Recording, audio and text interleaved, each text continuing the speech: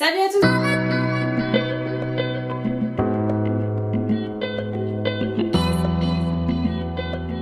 J'espère que vous allez bien, je vous retrouve aujourd'hui pour une vidéo recette. Je vous ai demandé si vous préfériez des recettes sucrées ou des recettes salées. Évidemment, vous m'avez répondu sucré, en fait je m'attendais vraiment à ça. Donc on se retrouve avec des recettes sucrées, il y en aura deux plus une bonus. Donc il y aura une pâte à tartiner maison et un banana bread. Et en plus de ça, je vous donnerai un exemple de petit déjeuner que vous pouvez faire avec la pâte à tartiner. Donc on commence tout de suite avec le banana bread. Donc c'est un gâteau assez simple puisqu'il y a de la banane et du chocolat. Pas que ça, mais le chocolat fait une grosse partie du gâteau. Donc allez, c'est parti, je vous laisse avec la recette. Comme je vous ai dit, le banana bread, c'est pas très compliqué. On dit bread, ça peut être considéré comme un pain. Je dirais que c'est plutôt un gâteau. Donc ça va pas être très compliqué. Vous aurez besoin de farine. Donc là, j'ai 50 g de farine de riz, 50 g de farine de châtaigne, 50 g de farine normale, donc la basique, et 50 g de poudre d'amande. J'ai également 3 bananes, un demi-sachet de levure, 2 cuillères à soupe de sirop d'agave, 2 œufs et des pépites de chocolat, donc ça c'est comme bon vous semble. Donc on commence tout de suite par écraser 3 bananes donc dans un bol. On y ajoute les 2 œufs et les 3 sortes de farine, puis la poudre d'amande. On y ajoute également le sirop d'agave, donc ça remplace le sucre, mais vous pouvez mettre du sucre de coco, du sucre normal, du sucre cassonade. On ajoute les pépites de chocolat, on est assez généreux sur les pépites, hein. Même si c'est sain, on va considérer que le chocolat c'est sain, n'est-ce pas? Voilà, on met tout ça dans un moule, on a préchauffé le four au préalable à 180 degrés et on va mettre le gâteau au four. Donc voilà, rien n'est perdu, il faut toujours bien gratter le moule pour ne rien perdre et encore moins des pépites de chocolat.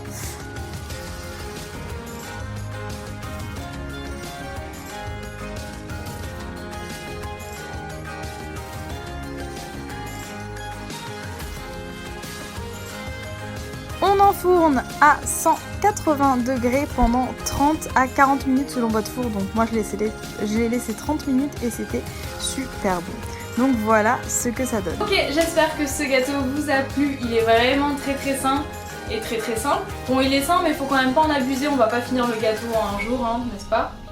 Je vous vois. Deuxième recette, c'est une pâte à tartiner. Donc c'est comme du Nutella, mais c'est pas vraiment du Nutella puisque ça a plus le goût de noisettes torréfiées et vous allez comprendre dans la recette pourquoi.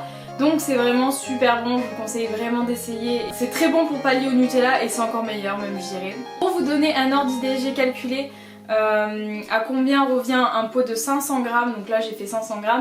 Et en fait ça me revient à 5 €, sachant que j'ai acheté les ingrédients en magasin bio.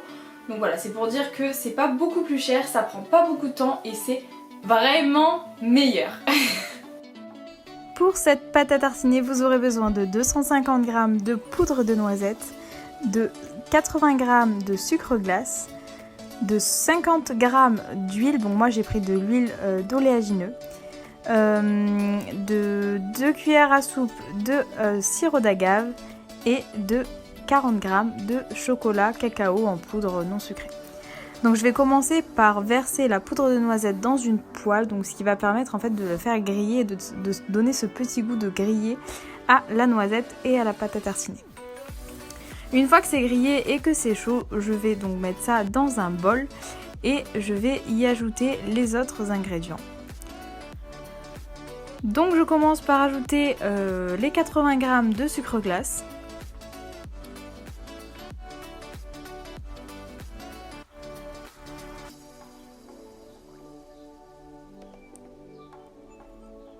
J'ajoute ensuite le sirop d'agave. Puis pour finir, je vais ajouter l'huile. Et donc on mélange le tout, donc ça fait une genre de pâte. Ça fait pas du tout la texture du Nutella ou ça fait pas du tout la texture de la pâte à tartiner terminée. Ça fait vraiment comme une pâte à gâteau un petit peu épaisse, avec des grains. Donc voilà, donc j'ai ajouté le cacao et en fait il va falloir passer tout ça dans un mixeur. Donc au plus votre mixeur va être puissant, Au plus, votre pâte va pouvoir être lisse. Donc moi personnellement, j'ai trouvé ça bon puisqu'il y avait des petits morceaux de noisettes et c'est vraiment super bon. Donc là, vu que c'est un petit robot, je l'ai divisé en deux. Donc en fait, vous allez voir, la texture est complètement différente quand on a mixé. C'est vraiment une texture très liquide. Mais après, lorsque ça va reposer et refroidir, ça va vraiment faire une pâte à tartiner super bonne. Vous noterez que ma pâte à tartiner s'écrit avec un « et ». Elle peut se conserver dans un pot hermétique jusqu'à 1 mois, mais autant vous dire qu'un pot comme ça ne dure pas 1 mois, surtout avec moi. Donc voilà ce que ça donne et c'est vraiment super bon. Une fois que vous aurez goûté, vous allez comprendre. C'est pas comparable avec le Nutella, mais c'est vraiment excellent. Donc j'ai réussi à faire 2 pots comme ça, donc ça faisait à peu près 500 g de préparation en tout. Regardez comme ça donne envie. Voilà pour la pâte à tartiner, je vous laisse directement avec la recette du petit déjeuner où je vais utiliser justement cette pâte à tartiner. Allez, c'est parti. Donc c'est un petit déjeuner vraiment super simple, vous allez voir, mais c'est vraiment gourmand et très bon. J'ai rajouté un petit kiwi avec cette préparation pour ajouter un petit peu de vitamine. Vous aurez besoin d'une banane ou d'une demi-banane au choix si vous en mangez un petit peu moins, de 2 carreaux de pain que je vais faire griller. Donc moi là il n'y avait pas forcément de mie, mais vous prenez le pain que vous voulez, vous pouvez prendre du pain frais également. Je vais couper ma banane.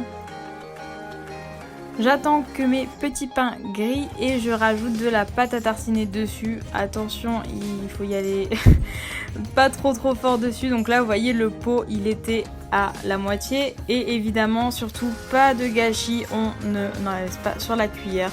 On mange tout ce qu'il y a. Sur le dernier morceau, j'ai voulu essayer avec du beurre de cacahuète. Voir si c'était bon et c'était vraiment super bon. Donc je rajoute les bananes sur mes petits toasts, donc à la pâte à tartiner et au beurre de cacahuète. Et avec, je mange un kiwi et je bois un thé. Donc c'est un petit déj vraiment complet, c'est super bon. La banane et le beurre de cacahuète c'est déjà super bon, mais la banane et la pâte à tartiner à base de noisettes c'est encore vraiment meilleur. Vous voyez, j'ai tout fini, c'était vraiment très bon. Donc je vous conseille de faire cette recette. Et bien voilà, c'est fini, j'espère que ça vous a plu. N'hésitez pas à refaire les recettes en me taguant sur Instagram ou sur Facebook et je reposterai vos photos évidemment. Et en attendant, je vous dis à la prochaine. Ciao.